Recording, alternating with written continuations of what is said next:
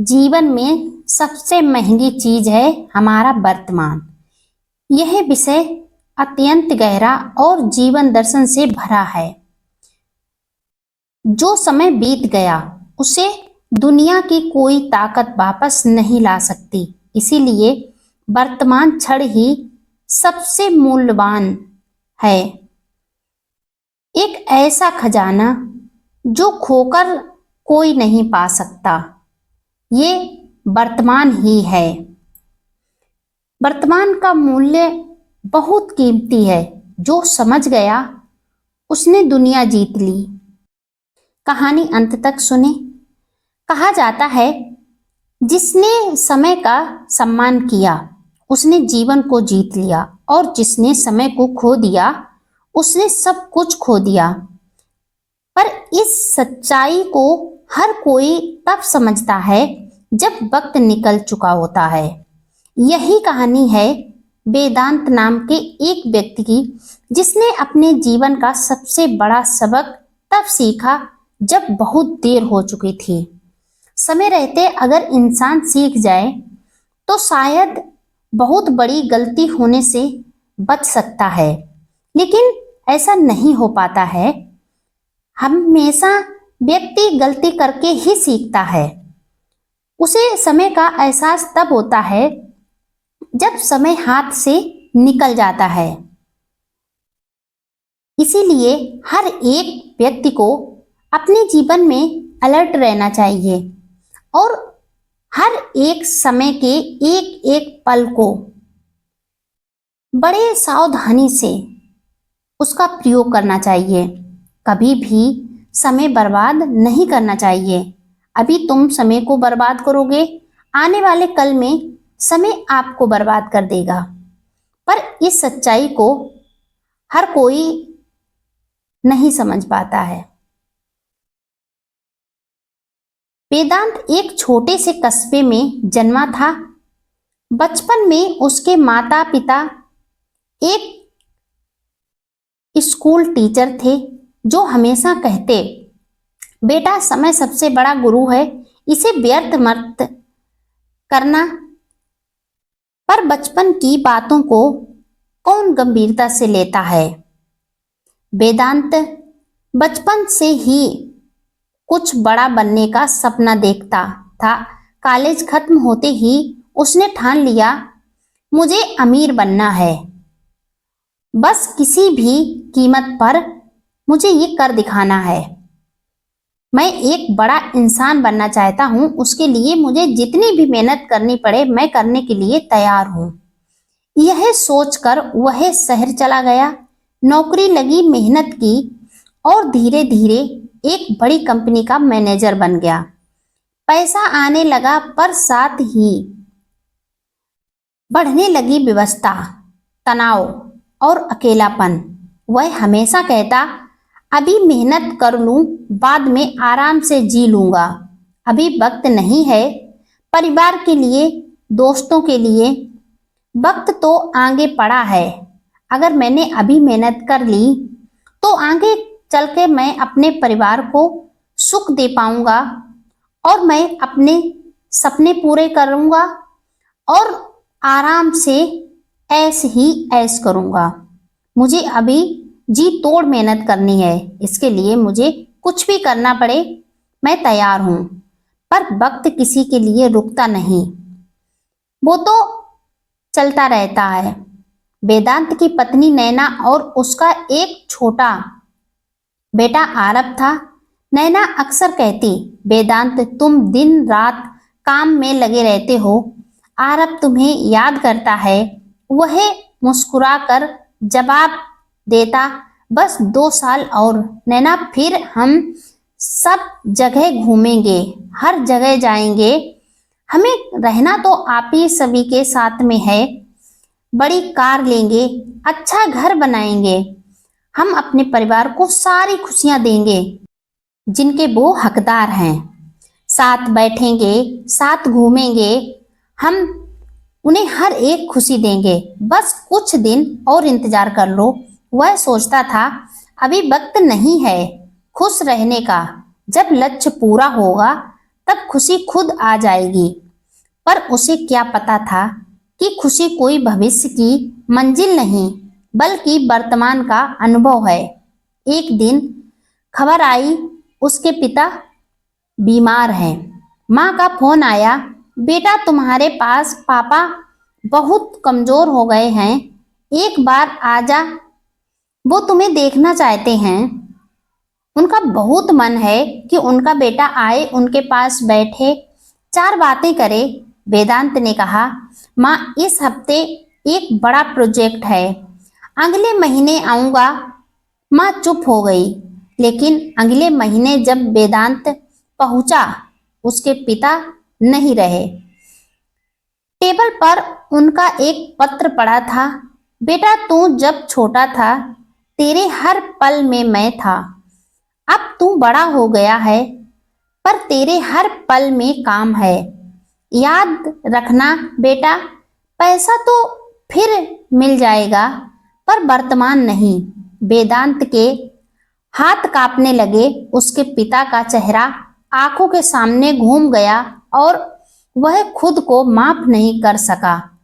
पहली बार उसे समझ आया, वर्तमान खो देने का दर्द सबसे गहरा होता है।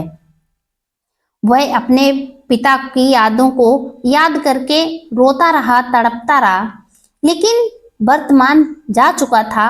उसके पिता अब इस दुनिया में नहीं थे और वेदांत के पास आंसू के सिवाय, अपने पिता की याद के सिवाय कुछ नहीं था। अब वह सिर्फ अपने हाथों को मलता और अपने पिता की यादें को लेकर रोता। लेकिन अब समय वापस आने वाला नहीं था। समय बीतता गया। वेदांत ने खूब सफलता पाई। लग्जरी घर, लग्जरी गाड़ी, सम्मान, सब कुछ था उसके साथ में। सब उसके पास था। जो उसने चाहा वो हासिल किया। समय के साथ साथ सब कुछ बदल चुका था, पर घर में सन्नाटा था। नैना अब पहले जैसी नहीं रही थी। आरव बड़ा होकर विदेश पढ़ने चला गया। वेदांत के पास सब कुछ था पर कोई साझा करने वाला नहीं था। रात को वह बालकनी में बैठता और सोचता, मैंने जिनके लिए यह सब किया आज वे ही मेरे पास नहीं हैं। क्या यही सफलता है? एक रात वह ऑफिस की फाइलें देख रहा था, तभी पुराना एल्बम हाथ लगा। उस एल्बम को जब खोलता है तो उसमें उसके पिता का चेहरा झलक गया। उसके पिता की पुरानी तस्वीर उसके हाथ लग गई। वह देखकर वह फूट फूट के रोने लगा और पुरानी यादों में चला गया। वह खुद से बुदबुदाया, काश उस वक्त में उसके पास होता जब मेरे पिता का स्वर्गवास हुआ था, तो मैं देख पाता कि मेरे पिता अंतिम समय में मुझसे क्या कहने वाले हैं। लेकिन ऐसा नहीं हुआ। मैं कितना बदनसीब बेटा हूँ जो अपने पिता के पास नहीं जा सका। मैं ये नहीं समझ पाया, ये मेरी भूल थी, एक ऐसी भूल जो मुझे पल पल खाती रहती है। मैं इसे कभी भी अब सुधार नहीं सकता हूँ। जो समय बीत गया था वह अब वापस नहीं आने वाला था, लेकिन वेदांत फिर भी उन यादों को लेकर दिन भर तड़पता रहता। कभी भूलता, कभी फिर से याद करता, लेकिन हर पल कुछ कुछ देर बाद उसके सामने वो यादें आ जाती थीं। लेकिन वह समय जो एक बार निकल गया था, वह लाखों रुपए देकर के भी अब वापस नहीं आ सकता था और आंसू उसके दिन रात गिरते रहते। वह समझ चुका था जीवन की सबसे महंगी चीज वर्तमान है, क्योंकि जो एक बार चला गया उसे दुनिया की कोई दौलत खरीद नहीं सकती। अगली सुबह उसने ऑफिस को मेल किया, मैं छुट्टी पर जा रहा हूँ, लंबी छुट्टी पर। उसने नैना को चौंकाते हुए कहा, चलो कहीं घूमने चलते हैं। इस बार सिर्फ हम दोनों, नैना ने हैरानी से पूछा। अब अचानक क्यों? वेदांत ने मुस्कुराते हुए कहा, क्योंकि मैंने अब समझा है कि वक्त किसी का इंतजार नहीं करता। वह हफ्तों तक नैना के साथ पहाड़ों में घूमता रहा, बिना मोबाइल, बिना मीटिंग, बिना तनाव।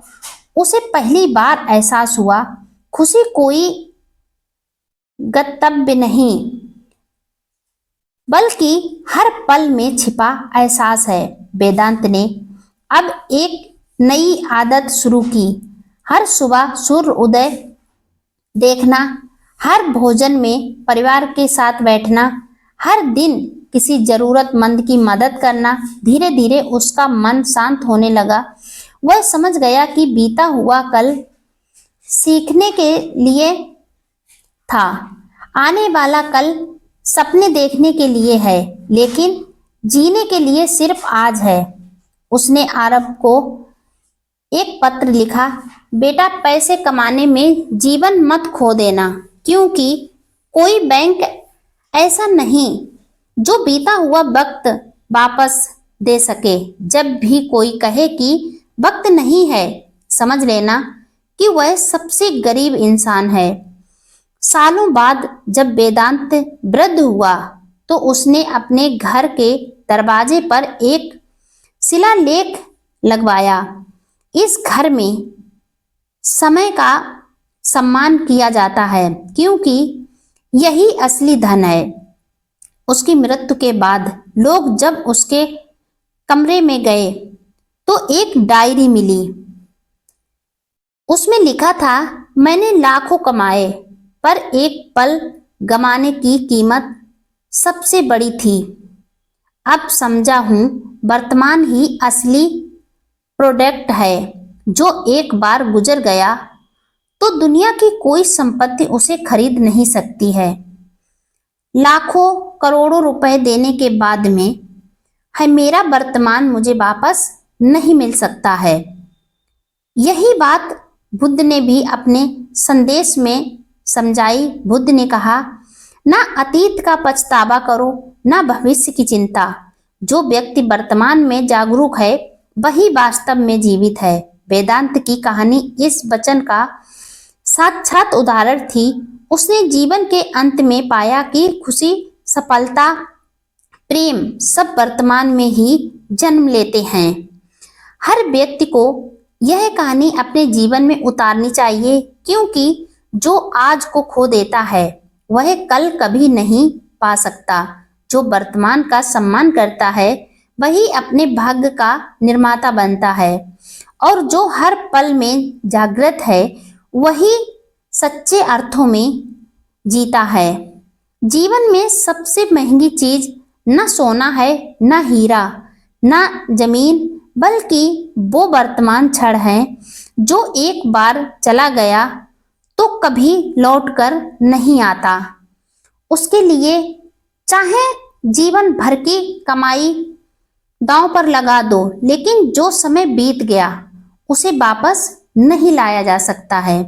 इसीलिए जो भी करना है वो वर्तमान में रह के करिए। कभी भी समय का इंतजार मत करिए कि आज नहीं तो कल होगा। आने वाले कल में कुछ नहीं हो पाता। जो होता है वो वर्तमान में ही करना चाहिए। वीडियो लाइक, शेयर, कमेंट करें और समय की कीमत समझें। अगर आप मेरे चैनल पर पहली बार आए हैं तो चैनल को सब्सक्राइब करके बेल आइकन जरूर प्रेस कर दें, जिससे मेरा आने वाला हर एक वीडियो आपको समय पर मिलता रहे।